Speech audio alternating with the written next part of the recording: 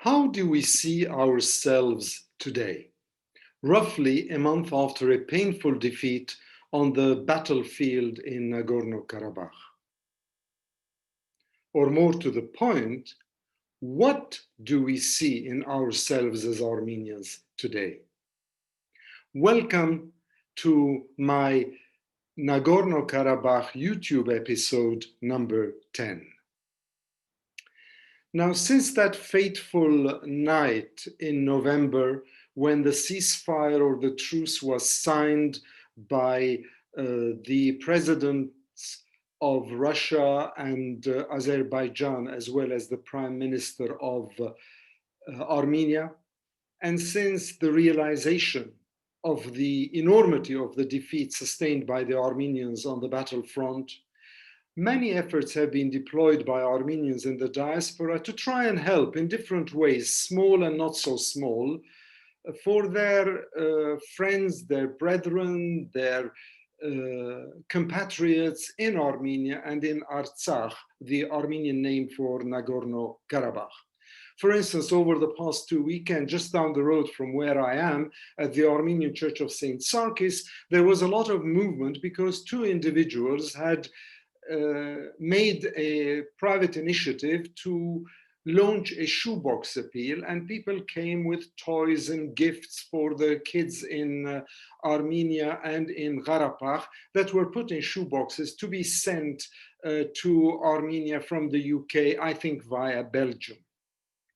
Mind you, I wondered why those gifts weren't bought in Armenia itself, because it would have sustained the economy, it would have provided some business for the shops in Armenia, but I was not involved at all in that initiative. So the last thing I want to do is to try and ask questions or pretend to find fault with some of the methodology deployed by the two people who'd initiated the shoebox appeal. Another event that's taking place is a music concert, a very elegant music concert from the program that I've seen, which will take place again later on this week in the other Armenian church in London, a little bit further away from me, St. Yerishe Church, where a fundraising effort will be deployed again that will go towards sustaining the people who are suffering and who have suffered considerably in Armenia and in Nagorno-Karabakh as well. There again, I am not sure how the money will go there. I'm not at all involved with that initiative either, but it's a wonderful initiative. And actually, two dear friends of mine, one of them being formerly a legal guru of mine and now one of my best friends, are involved in trying to put this concert together. But it's not only about fundraising and shoebox appeals. There have also been what I call sort of unpleasant events taking place if it were to be looked at from an Armenian perspective, such as mine. For instance, over the past week or so, I'm sure some of you at least will have seen or watched or read about the visit by President Erdogan of Turkey to his counterpart Aliyev in Baku. That's fine. They were celebrating their victory. And much as it pains me to realize that there was a stark victory and a stark defeat in this 6-week war, it is their right. One party wins, one party loses. But what really I found unpleasant, distasteful even, was the very militaristic display that was almost triumphalist, that almost gave revanchism another ugly face or another ugly definition, because you had the parades of military arsenal that Baku had, arsenal that it had deployed in this 6-week war as well, such as drones. But more unpleasant than that was the display of burnt out and damaged Armenian military carriers and trucks and hardware that was also on display. was that really necessary? Particularly when this was being accompanied again by skirmishes. And mind you, I had predicted this in previous YouTube episodes on Nagorno-Karabakh, skirmishes between Armenians and Azerbaijanis who, according to this truce, to this ceasefire, orchestrated, put together by President Putin of Russia in November, they're living cheek by jowl in parts of the enclave of Nagorno-Karabakh. And given the bitterness, given the lack of trust between the two sides, skirmishes are inevitable. The question is, how do we manage, or how does Russia, with its monitors, manage this, these skirmishes and these breakdowns of the ceasefire? But today, for number 10, I'm not going to talk about shoebox appeals. That is for somebody else. I'm not going to talk about the concert either. That is for somebody else too.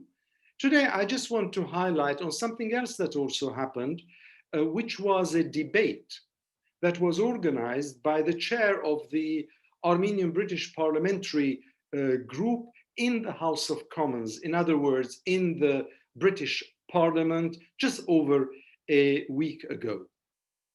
Now, for your information, what I'm going to do, and I'll put this between brackets before I continue, I'm going to put in the description box two links. The first is the link of that 9-point agreement that was reached in November and signed by the three leaders. Why do I put it now when it was signed in November? Because I thought that most of the people who view my YouTube episodes have already seen it, but I have been told through comments and little notes that I've been sent, do you have a copy of this agreement, Harry? We'd like to see it. So I'm sharing with you a CivilNet TV link that takes you to those 9 points, and then you can read and judge for yourselves what you think of it.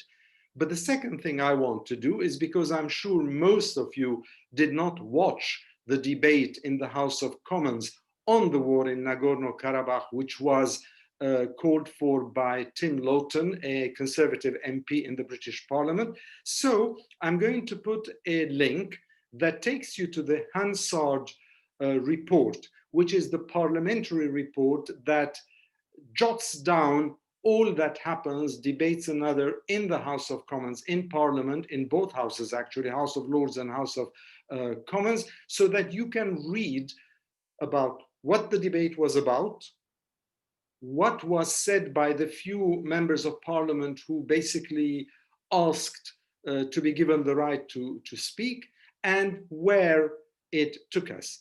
And what they said and where it took us is where I'm going to stop with this YouTube episode number 10. Why? Because I'm going to be self-critical. And I want to be self-critical because, not because I am trying to be un-Armenian, as it were, nor even because I'm trying to be objective.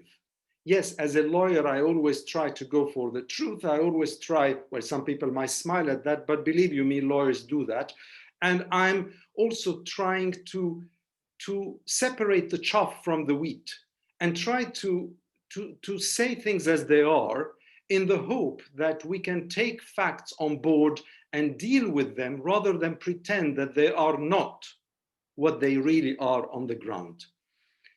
A complicated construct, I know, but I'm sure you will guess what I'm getting at once I make my few points. The first point I would make is that I was struck that in that debate, there was a lot of talk about the independence of Artsakh as an Armenian enclave removed from Azerbaijan. In other words, that Nagorno-Karabakh should be Artsakh, should be Armenian, as it had been since the 1990s, when Armenians won that war and took over completely the enclave, and 2020. But hold on, let's be realistic. If we look on the facts on the ground, at the facts on the ground, how can we talk about independence today when we are in the shape that we are in? What we need to do, what we really need to do, given what I just said about the militaristic display in Baku, given what I said about the skirmishes and the breakdowns and the truce that take place in some parts of the enclave between Azerbaijanis and Armenians, what we should ask for is not independence at the moment. That is not on the menu, it's not on the table. We should ask about protection of those Armenians who are still living, who chose to live, who chose to return from Armenia back to Karabakh in order to go back to their own homes. These are the people we should think about now, not about some idea of independence and it is our territory and.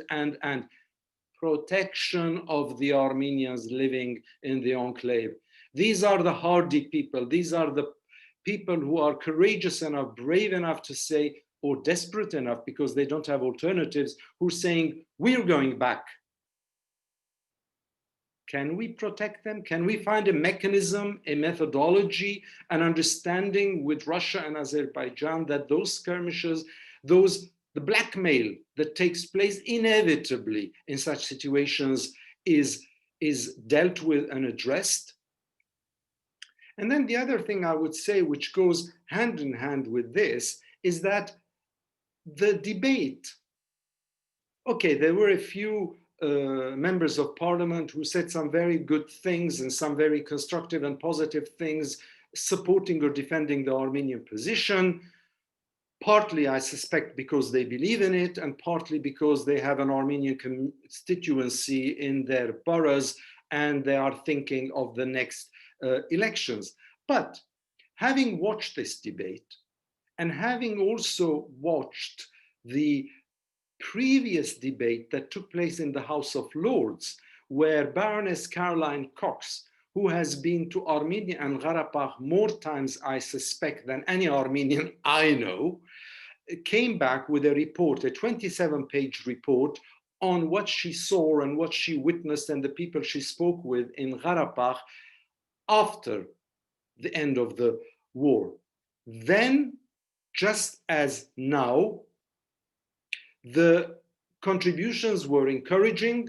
The peers in the House of Lords, the MPs in the House of Commons said, we cannot allow this, Armenia has a right, self-determination is important. But when it came to the government to respond,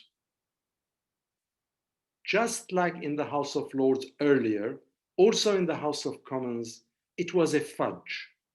Nice words, insignificant words, anodyne words, sugar-coated words that really meant nothing and had no political content or political muscle, were said by the Secretary of State who represented the government to respond in both the House of Lords and the House of Commons, both to Baroness Caroline Cox and to the MP Richard Lawton.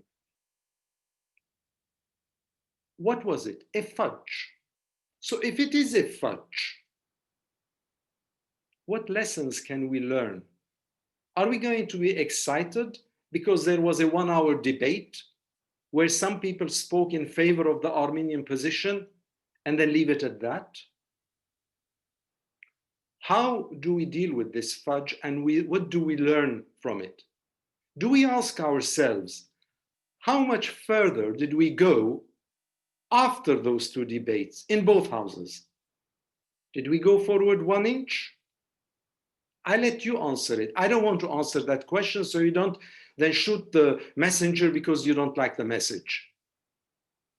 But what I can tell you is that there was a time, and I've spoken to some people I know in Armenia, who said that for a little while, during those 6 weeks, Armenians were once again worried about their own existential realities.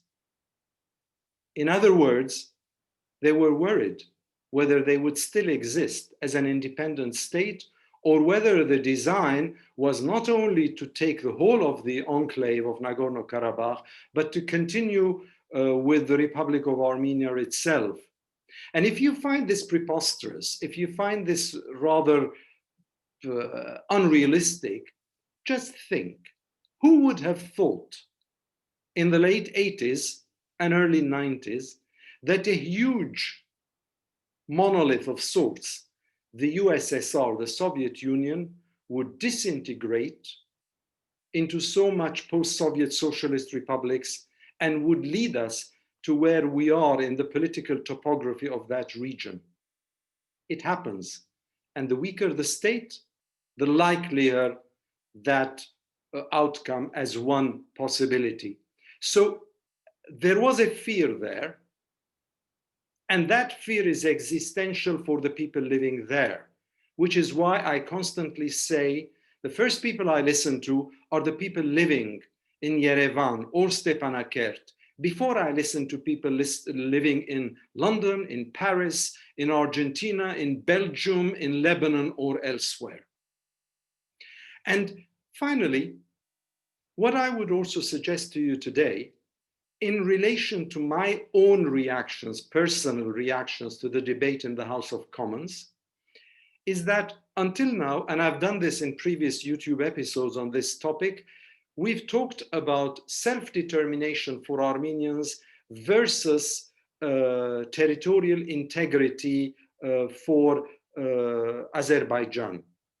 It's within Azerbaijan, it's part of their sovereignty and territorial integrity. On the other hand, it's populated largely by Armenians. Do they have the right to seek their self-determination and their secession from Azerbaijan, the parent country? But now, I would also like to add another word for your political lexicon, revanchism. I mentioned it already. What is revanchism? It's one of those isms, which is the spirit of revenge that moves a defeated nation to aggressively seek restoration of lost territory. We saw this happen during the 6th week. The aggressiveness of Turkey and Azerbaijan coming together in order to seek back the territory they had lost in the early 1990s, with the rest of the world pretty much sitting on their hands and doing nothing. So I want to add that also as part of my political lexicography today in this episode. So please, let us be patient. Let us stand back for a minute. Shoebox appeals, concerts, fundraising, debates in the House of Lords and the House of Commons, these aren't the things that will make for a better future for Armenians, whether living in Armenia or in the parts that they're living in Karabakh today. We should think, what can we do in the short term, the medium term, and the long term in order to turn a defeat into not necessarily a victory, but into a peaceful and prosperous future for Armenians in the Republic as well as in Karabakh. We have to realize that there is something called, an awful word called realpolitik. And if we look at this, if we divest ourselves of ideology and think a little bit more about reality and ask ourselves the question, what are $3,000 going to do? They're going to make a few families happy. I grant that. What next? What is a debate going to do? Other than have some people praise themselves and pat themselves on the back. I'm not being pessimistic. I'm not even being optimistic. I'm being very pragmatic. And in terms of pragmatism, let me leave you with two statements. You've become used to this. I like to sort of throw in a statement or an expression or a quotation every time I do a almost every time I do a Nagorno-Karabakh episode, just as food for thought, because those episodes are not solutions, they're not answers, they're not negotiations, they are simply seeds and food for thought. The first one I would like to leave you with is a Latin maxim, alia iacta est. Now, this is what was attributed to Julius Caesar as he led his army across the Rubicon River in northern Italy. And what does Alea Iacta Est mean? It means the die has been cast, and we are now beyond the point of no return. It behoves us all those experts and observers and analysts and publishers and writers and politicians even, who are 10 times more informed than me, to think a little bit about Alea Iacta Est. And something even more resonating for me that they should think of is another maxim, and I don't know if he quoted somebody or he made it up himself, but a wonderful Armenian Orthodox priest, in one of his audio podcasts, weekly podcasts, said, "Home is where you hang your hat and say no to power." Home is where you hang your hat and say no to power. That is a powerful statement that seeks our reflection. Good luck to you all. I really hope that what I say has some use or some helpfulness to you, that you take it in the way it's meant to be. And I hope you weren't too surprised by the background image I've got of the destruction wrought by this 6-week war, but there is still life. 2 lemons hanging on a pretty leafless tree. Take care and all the best.